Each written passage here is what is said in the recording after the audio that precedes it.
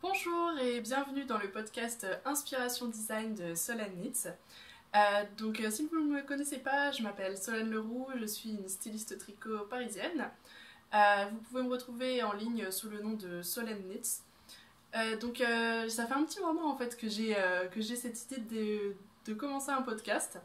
Je cherchais un peu un concept, et un peu un thème pour ce podcast. L'idée m'est venue parce que je me suis rendu compte qu'en fait souvent quand je crée des modèles, j'ai plein d'histoires parfois à raconter autour d'un modèle et finalement pas forcément toujours l'espace pour raconter des longues histoires. Enfin, dans l'introduction d'un modèle, on n'a qu'un espace assez réduit. Même dans une newsletter, j'ai pas forcément la place de raconter toute une longue histoire autour d'un modèle et pourtant j'adore partager ces histoires, donc je voulais avoir un peu un autre espace pour partager ces histoires avec vous et aussi qui puisse permettre aux personnes qui aiment moins lire et qui préfèrent écouter ou voir de pouvoir aussi en profiter et partager ces histoires avec moi.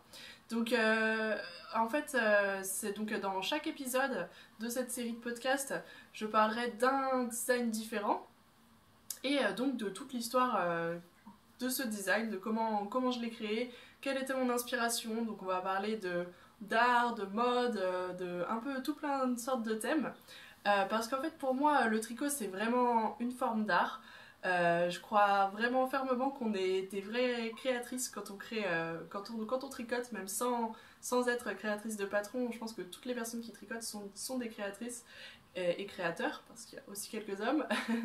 et, euh, et je pense que c'est vraiment une belle forme d'art pour moi le tricot parce que ça nous permet non seulement de créer des choses de nos propres mains, mais aussi de les porter et donc de les apprécier vraiment très longtemps et de tomber amoureuse à chaque fois de ces créations à chaque fois parce qu'on les porte de nouveau et encore.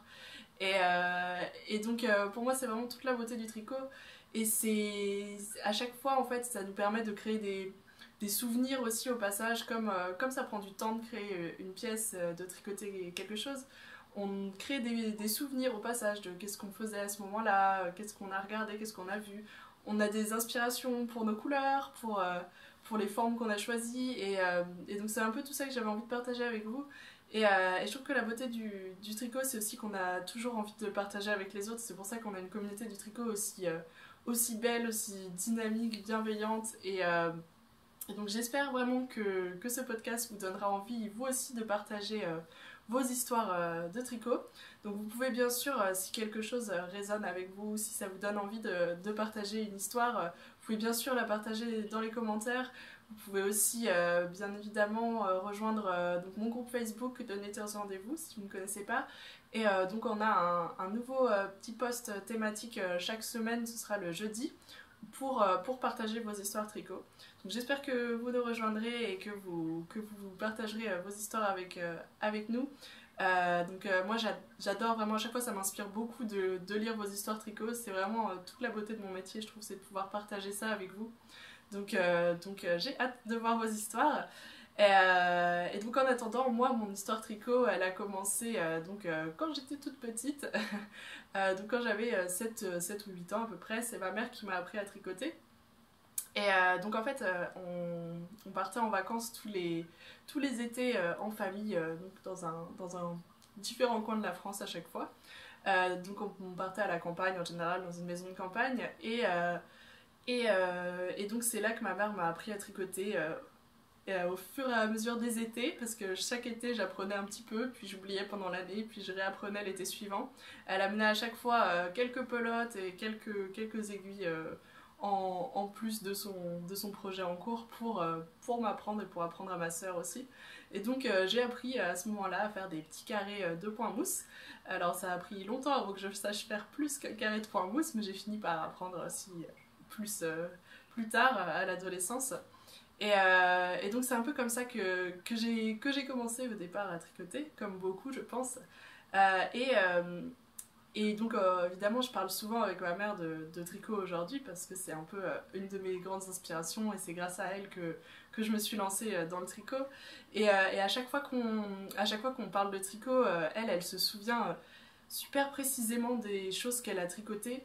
Elle se rappelle, même si c'était quelque chose qu'elle a tricoté il y a 20 ans, elle se souvient souvent de quand on était en vacances où elle a tricoté quelle pièce, elle se rappelle de qu'est-ce qu'elle faisait à ce moment-là, elle se rappelle même parfois des films qu'elle a vus pendant qu'elle tricotait. Et donc je trouve ça vraiment superbe d'avoir des souvenirs aussi précis et du coup ça ajoute tellement de choses, tellement de valeur à l'objet tricoté, d'avoir tous ces souvenirs et toutes ces histoires à raconter autour. Donc c'est un peu ça aussi qui m'a donné l'idée et l'envie de faire ce podcast. Donc j'espère que vous apprécierez. Donc pour le premier épisode, donc, on va parler du gilet Garçon, donc, qui est le dernier modèle que je viens de sortir. Et donc parce que j'ai un peu...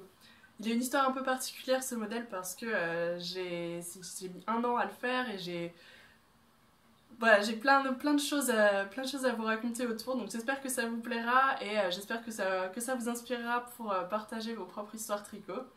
Donc l'histoire du gilet Garçon a commencé il y a un peu plus d'1 an.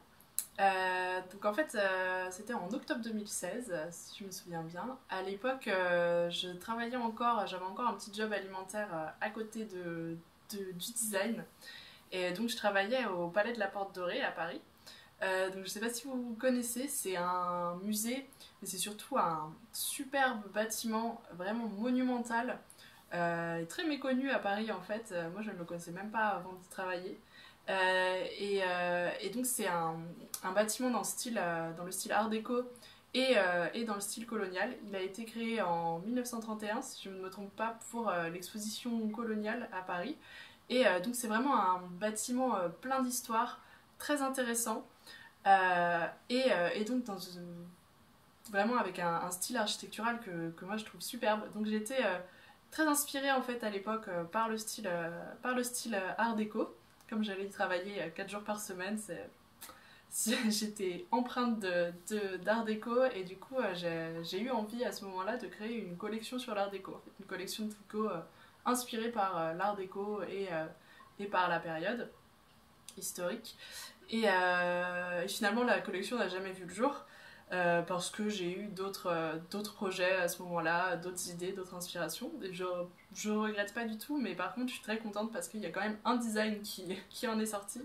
Et c'est donc le gilet Garçon. Donc j'ai commencé à faire des premiers...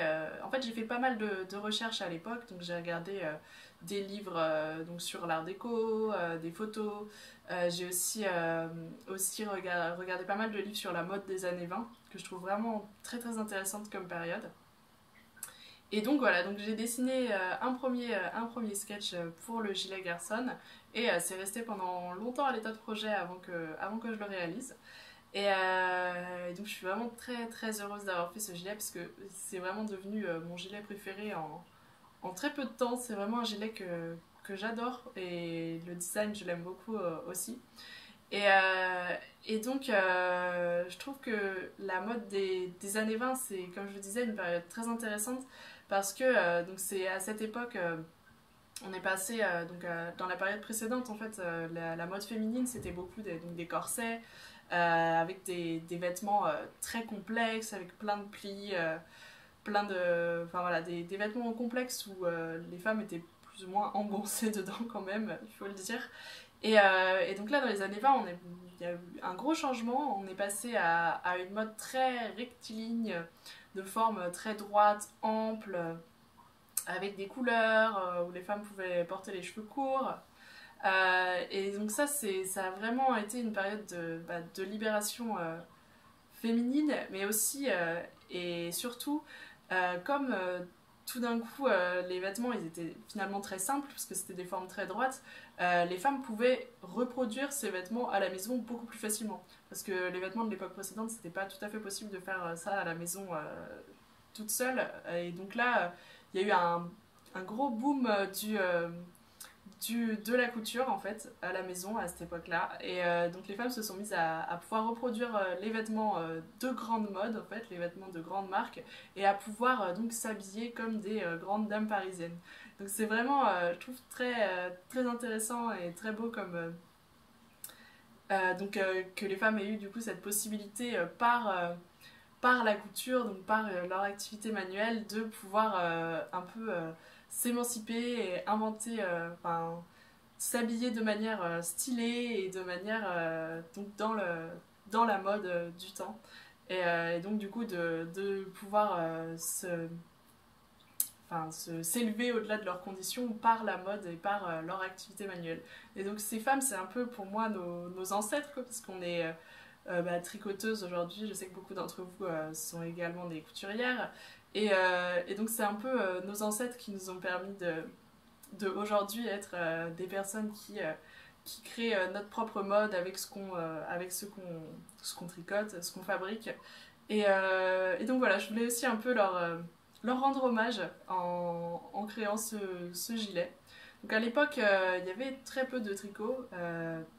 C'était pas trop à la mode. Les matières étaient plus voilà, des matières très souples, de la soie, des matières comme ça, ou de la fourrure, mais assez peu de tricot. Mais donc j'ai un peu transposé ce que j'ai pu voir comme ça. Je suis pas du tout une experte, mais voilà, je me suis renseignée, j'ai regardé des dessins, des livres, et donc j'ai pris un peu ce qui me plaisait dedans. Donc j'ai repris donc un motif, le petit motif que j'ai fait en jacquard. Donc c'est un motif que j'ai vu, donc un peu une transposition de motifs que j'ai vu et sur des vêtements et dans l'architecture art déco en fait, parce que c'est assez proche, c'est les mêmes motifs qu'on retrouve des deux côtés. Et donc je l'ai adapté ce motif pour en faire un motif en jacquard à deux couleurs. J'ai aussi repris donc les formes très droites, donc avec beaucoup d'aisance, parce que c'était très important à l'époque d'avoir des vêtements dans lesquels on pouvait bouger, dans lesquels on pouvait se déplacer, contrairement donc aux vêtements de l'époque précédente qui étaient beaucoup plus engoncés.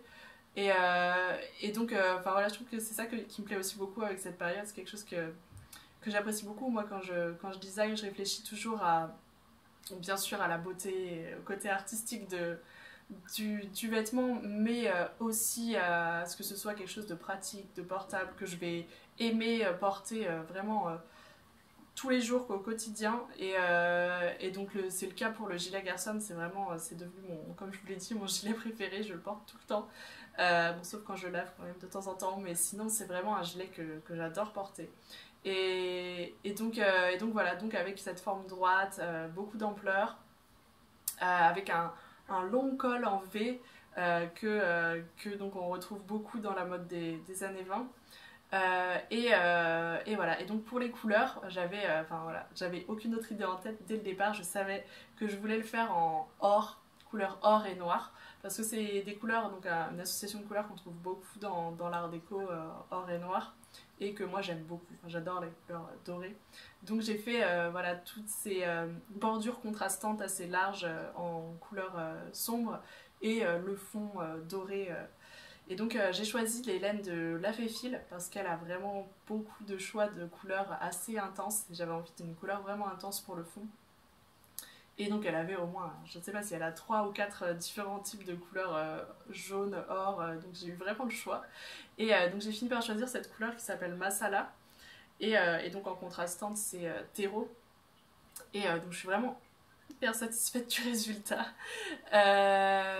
Et donc voilà, c'est un peu comme ça qu'est né le gilet Garçon, donc de quelques recherches sur l'art déco, sur la mode des années 20, à cause donc du Palais de la Porte Dorée où je travaillais à l'époque.